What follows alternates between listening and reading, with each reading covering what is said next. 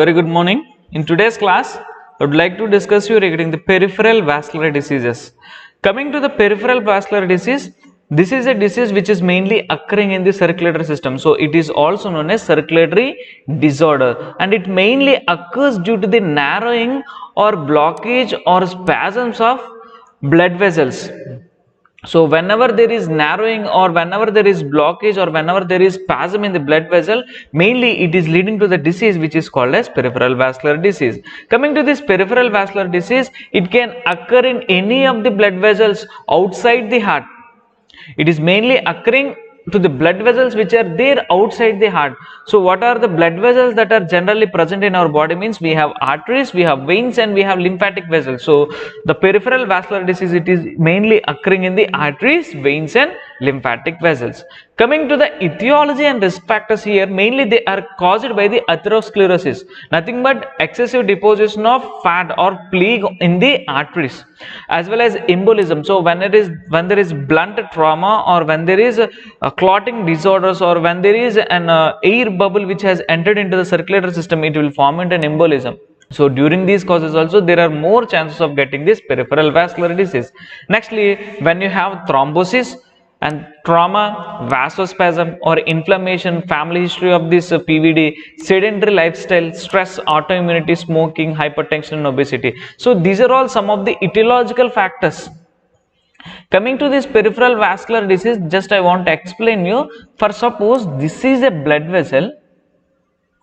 So in this blood vessel, due to the causes there may be atherosclerosis. Atherosclerosis means nothing but deposition of plaque. Whenever the plaque is getting deposited here, automatically the chamber is getting narrowed. So during these times the blood flow will be obstructed here. So if the blood flow is obstructed, the blood cannot pass through it properly. So here, what are all the peripheral limbs that are there? That lack from blood supply. So if there is decreased blood supply, it will lead to the condition called as peripheral vascular disease. So an embolism means nothing but when an air bubble or any kind of solid material which is circulating in the blood. Thrombosis, the clot which is formed and it is circulating in the blood, it will cause you thrombosis. Vasospasm means the elasticity of the veins or arteries or lymphatic vessels are being lost. Inflammation means, you all know, and whenever a person is sitting sedentarily, so there are more chances of pooling of blood in the lower extremities due to the gravitational force. So during those times, the persons are more likely to develop the thrombosis, as well as whenever you are leading a sedentary lifestyle, automatically your eating habits also will be in a higher mode. So during those, because of consumption of fat food, there are more chances of development of this plaque or the fat or improved cholesterol in the body, which will lead to the formation of plaque. Again, there will be resulting in the peripheral vascular diseases. So these are some of the etiological factors. Coming to the pathophysiology here, so if you see the pathophysiology, so due to the risk factors, so what are all the risk factors? All these are the risk factors. So due to the risk factors, there will be increased blood cholesterol. So once the blood cholesterol is increased, there will be plaque formation. So how the plaque can be formed? For suppose, as we have seen in the previous slide, if the blood vessel is like this, the plaque will accumulate here in this manner. So once the plaque is accumulating here, the chances for the blood to go to the other side of the vein is being decreased.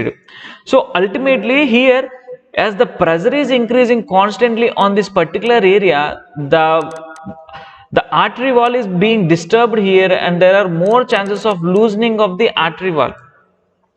So there will be partial occlusion or there will be complete occlusion. So because of this occlusion, what will happen? Calcification will occur, and gradually the elasticity of the blood vessel is being lost. So once the elasticity has been lost, there will be weakening of the arterial wall. Once the arterial wall is lost, as we have seen in the last class, I have discussed regarding the aneurysm. So because of the internal pressure in the vein or artery, when the elasticity has been lost in a particular vein or an artery or lymphatic vessel, there are more chances of developing aneurysms. Either it can be saccular aneurysm or fusiform aneurysm or berry aneurysm, or it will result in the dilation or thrombus formation. So whenever all these conditions are occurring, here the oxygen carrying capacity of the blood vessel is being disturbed, and you can observe the signs and symptoms of peripheral vascular diseases. So this is the pathophysiology. Hope you understood. So coming to the types of this peripheral vascular diseases, we have thromboangitis, obliterans, and also we have Raynauds disease, we have aneurysm, we have arterial embolism, and we have DVT, deep vein thrombosis. So coming to the first one, thromboangitis, obliterans. So these are acute inflammatory results and occlusive thrombosis of mainly arteries and veins. So they are mainly associated with smoking. You can see this type of disease in the persons who smoke regularly, and it is mainly occurring in the male, and the age group is between 20 to 40 years of age. You can see here in the picture clearly, here these are the blood supply to the particular hand or the leg here. So whenever there is blockage, either it can be in the blood vessel or capillary or artery or vein, what is happening? Because of obstructed blood vessel, the blood flow to the particular area is not being delivered in a proper manner. So if the blood flow is not going well, there will be decreased O2. So once there is decreased O2 to a particular site, you will observe a sign which is called as cyanosis. So this is nothing but bluish discoloration of the skin due to the lack of proper blood supply to the particular area of a limb or hand, or it can be anything. You can see here, this is the dark bluish discoloration of the skin. This is just because of the diminished blood supply, and this sign is called as cyanosis. Once the blood supply is being disturbed here, automatically it will result in the death of the tissue, and it will lead to further complications. Coming to the clinical manifestations of this thromboangitis obliterans, here we have intermittent claudication, and also we have pain which is very severe during the rest.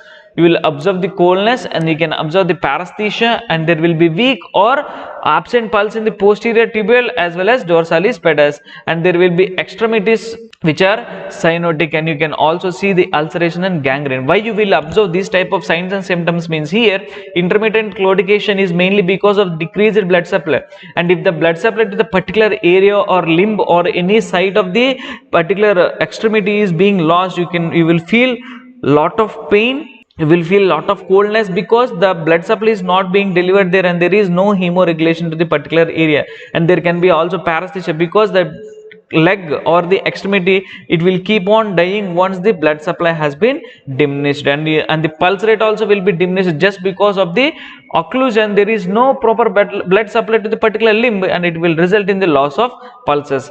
As I have said, extremities are mainly becoming cyanotic, means there will be bluish discoloration of the skin. Once the tissue is being dyed, they will form an ulcer, or even they can form a gangrene.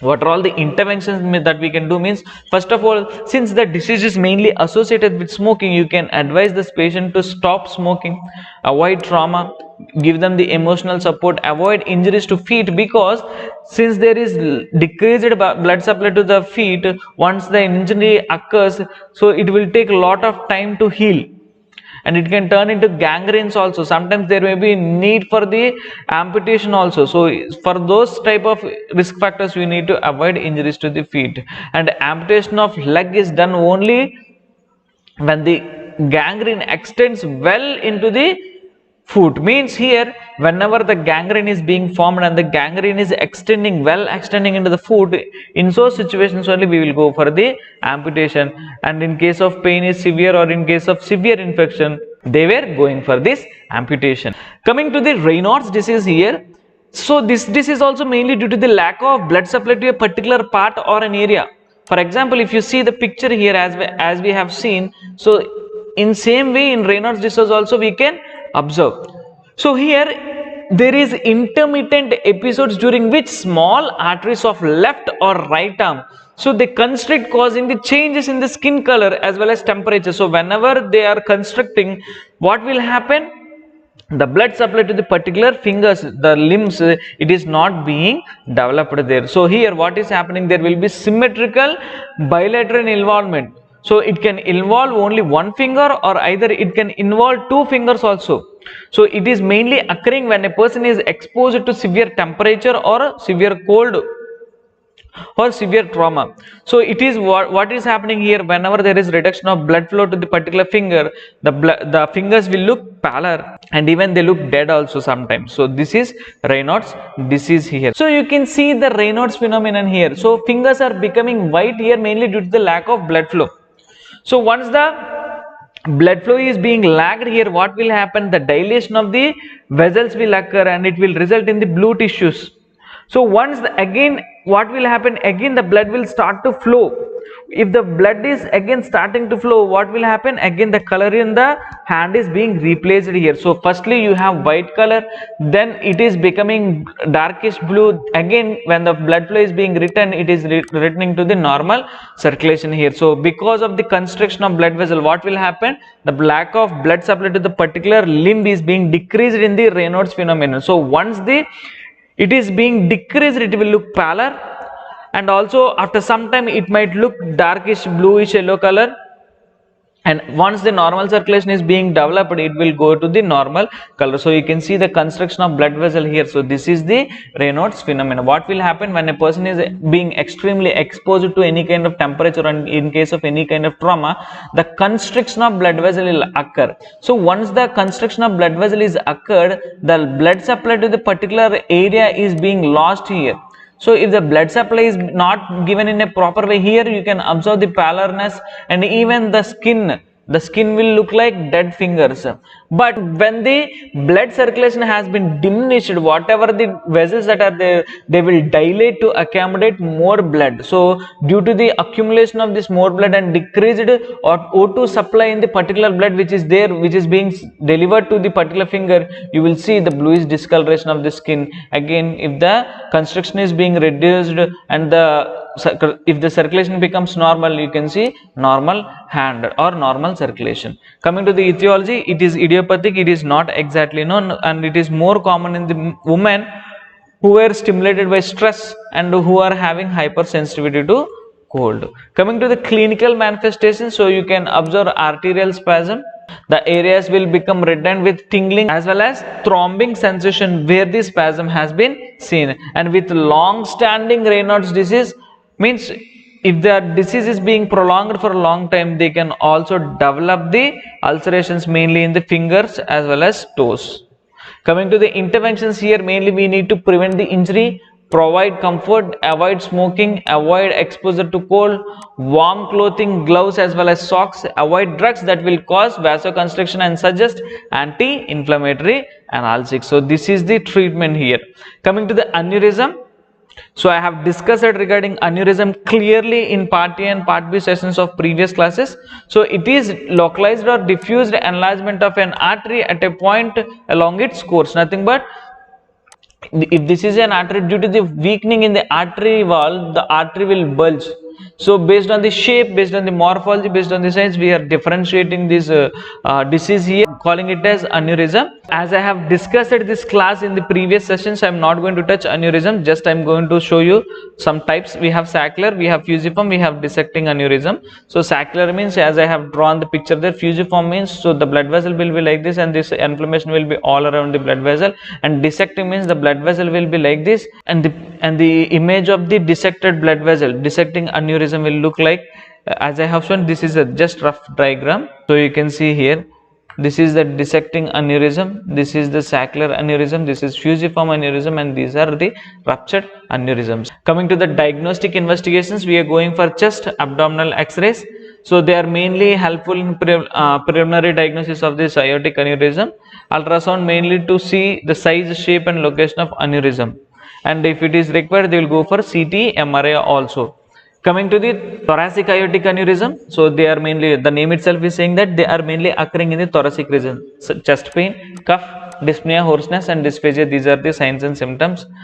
Coming to the abdominal aortic aneurysm, again the name itself is saying the abdominal aorta below the renal arteries. So what are the signs and symptoms? There will be pulsation and abdominal mass. pain and tenderness in the mid or upper abdomen you can observe.